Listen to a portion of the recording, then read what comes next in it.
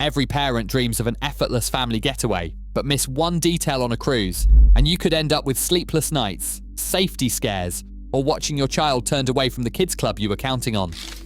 Some families find themselves stuck in cabins too cramped for naps, surprised by unexpected fees, or blindsided by hidden rules that ruin vacation plans. What should you really know before booking that first cruise with kids? Let's break down the decisions that truly make or break a perfect family voyage. Choosing the right cruise length starts with your child's age and a realistic look at their daily rhythms. For toddlers, even a few hours of missed sleep or skipped naps can turn a dream vacation into survival mode. Most parents of young children find that 3 to 5 nights at sea is the sweet spot. Shorter sailings mean fewer disruptions, easier adjustment to new routines, and less risk of overtired meltdowns. On these trips, you are never too far from your home port if you need to cut things short. School-age kids usually handle 4 to 7 nights without trouble. They are old enough to enjoy longer stretches of activities and late-night shows, but still young enough that too many days away from familiar beds can wear them down. Teens may push for longer adventures, but even then, a week at sea is often enough to keep everyone energized without running into boredom or homesickness. Motion sensitivity matters too. If your child is prone to car sickness, opt for shorter routes and midship cabins where the ride is smoother. Families with nap-dependent toddlers often mention how vital it is to have downtime built into the schedule, and shorter cruises make that easier. One parent of a 3-year-old recalled that after day 4 naps just did not happen, and everyone paid the price. For first-timers, it is better to wish you had one more day than to feel stuck counting down the hours. Setting an upper limit on your cruise length before you start searching for ships helps you filter out options that will not fit your family's needs, and it makes the next step, choosing your cabin, a whole lot simpler. Cabin choice can make or break a family cruise, especially when you are sharing a small space for days at sea. Family cabins are designed with bunks, pull-out sofas, and safety rails, giving everyone a dedicated spot to sleep. Some family cabins sleep up to 6 people and come with split bathrooms to speed up bedtime. For bigger families or those traveling with teens, connecting rooms double your space and add a second bathroom, which quickly becomes priceless when everyone is getting ready at the same time. Teens often say having their own door, even if it is just a connecting interior, feels like a slice of independence, and it gives parents a little breathing room too. Balcony cabins attract families with their views and fresh air, but it is important to weigh the risks. In 2017, a 2-year-old fell from a balcony on a major cruise line after slipping through a gap in the railing. The child survived, and the incident led to stricter safety standards, including taller rails and sensors. Cruise lines still advise parents to avoid letting children sleep or play on balconies unattended, especially at night. For families with toddlers, an interior cabin offers peace of mind, and as a bonus, the darkness helps with naps. School-age kids and older may enjoy a balcony, but only with clear safety rules. Cabin placement matters too. Midship cabins experience less motion, which helps prevent seasickness and makes sleep easier for everyone. Storage is always tight, so look for rooms with underbed bins or extra shelving. Some ships offer family suites near kids' clubs or pools, making it easier to pop back for naps or outfit changes. The right cabin balances safety, comfort, and a bit of privacy for every age group. Parents who want true downtime on a family cruise often find the key is to lock in a spot at the kids' club before the ship leaves port. That one decision can buy you quiet mornings and real time to relax. On most major lines, kids' clubs are divided by age, with minimums that vary widely. Minimums range from 6 months for paid nurseries to 2 years or 3 years for drop-off programs. Disney's Oceaneer Club accepts children starting at 3 years. Carnival welcomes 2-year-olds into Camp Ocean. Royal Caribbean's Adventure Ocean sets its minimum at 3 years for group activities, and it also offers a paid nursery for younger children.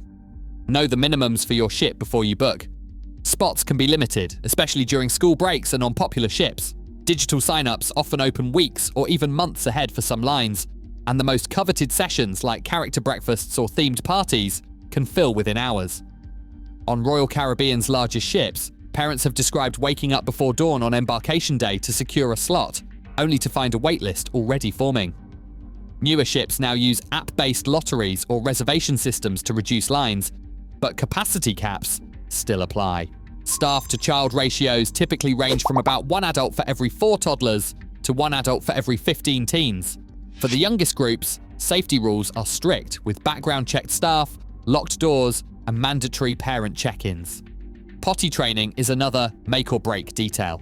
Most clubs require children to be potty trained for drop-off.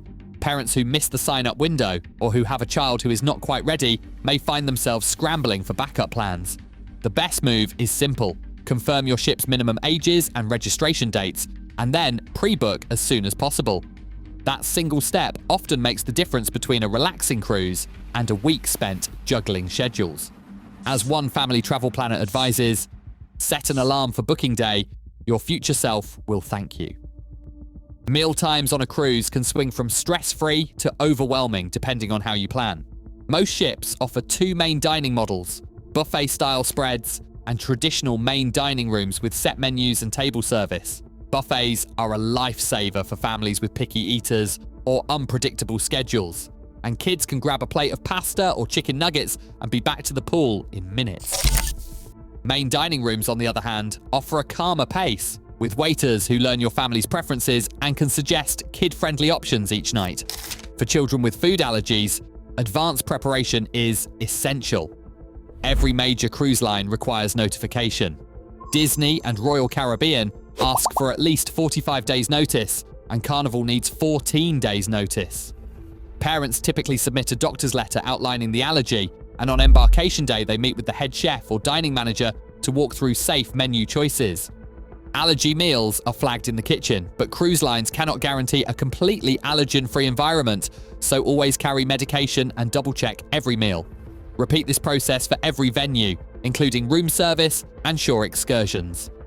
Dining costs can creep up quickly if you are not careful. On a recent 4-night Disney cruise, one parent reported spending 20 to 30% more than expected because nursery time, specialty dining, and soda packages were not part of the base fare. Specialty restaurants often charge $30 to $50 per adult, and kids clubs may bill hourly for infants and toddlers. Even ice cream or character breakfasts can come with a price tag, so check what is covered before booking. Coordinating mealtimes with kids club sessions helps avoid hangry meltdowns and empty dining rooms. Confirm your dining preferences during booking, and if you have allergies, email the cruise line and bring documentation. A little planning means more time enjoying meals and fewer surprises when it is time to settle the bill. Every family cruise starts with a muster drill.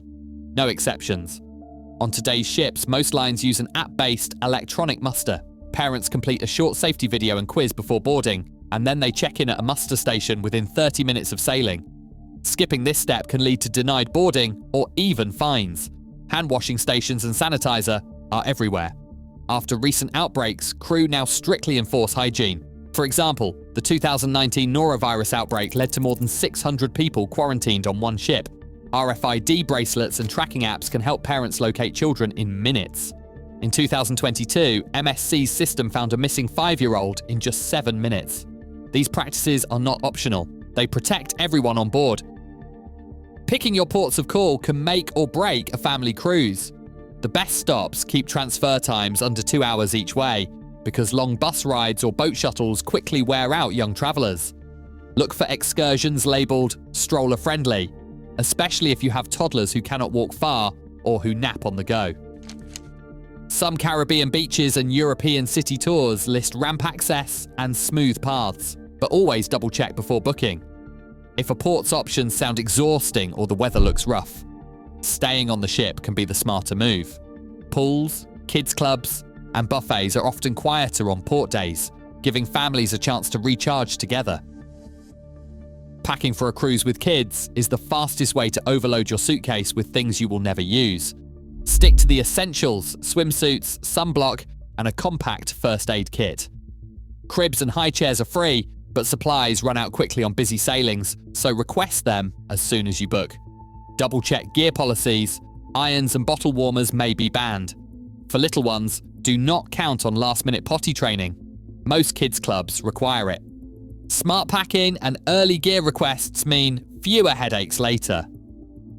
Right now, over 2 million families set sail each year, relying on cruise lines to balance adventure and safety. As ships grow bigger and itineraries become more ambitious, parents face new choices and risks. The next family memory starts with what you plan before you board. Safe travels, and thanks for watching.